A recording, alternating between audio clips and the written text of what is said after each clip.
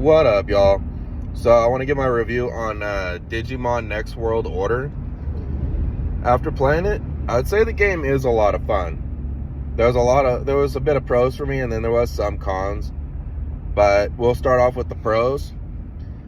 One thing I did like is you got to actually use a whole bunch of different Digimon. There was a good amount of open extra stuff you could do within the game, where you could play for a good amount of time, and you also could just do different techniques, different styles of fighting for different elements of Digimon. And I also kind of liked how the city design was, where it got bigger as the storyline went on with finding Digimon out in the wilderness, I guess we'll just call it, and bringing them back to Floatia.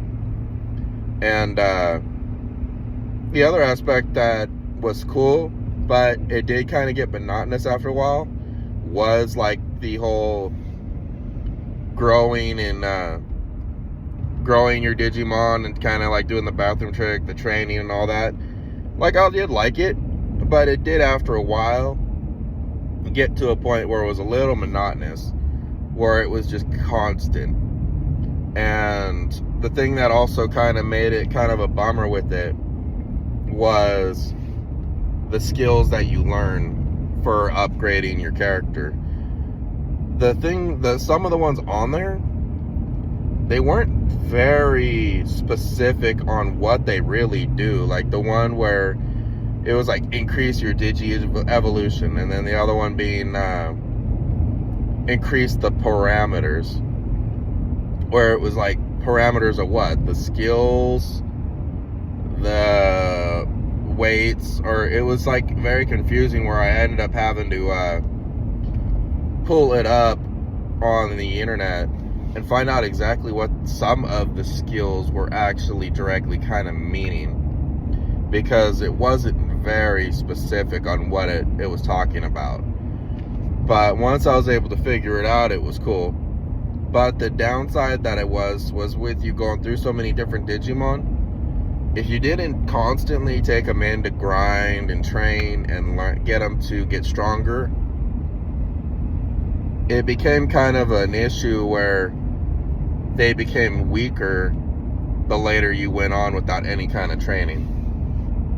So it was kind of like you were trying to do missions, train, and then you got into that same kind of pattern. And then if one of your Digimon died when you really needed it, then you were pretty much just kind of stuck, where you had to kind of go through one and then let the other one probably die and go through him, where you might wind up getting like almost an hour or two of just having to go through retraining, recrossing, and just being completely stuck.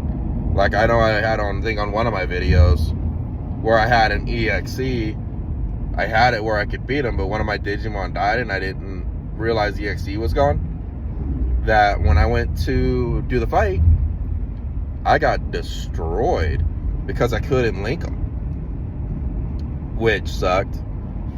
But it was part of the game where I had to just pay attention and notice that.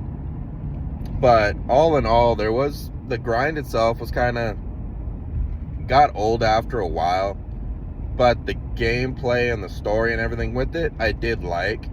So I'd probably rate the game probably a 7 out of 10, because it would be worth the playthrough. It was fun, but there was some things that kind of drove me crazy and kind of felt repetitive after a while. Kind of like how it was with me on Diablo, where you kind of had to get stuck in one place doing it over and over and over again, where it just kind of became more of a grind and kind of just more monotonous, where it took some fun out. But I'd give it a healthy 7 out of 10. I enjoyed it. I'd give it a playthrough if you guys saw it, or if you guys want to watch it, you're more than welcome. And thank you all for watching. Have a good day.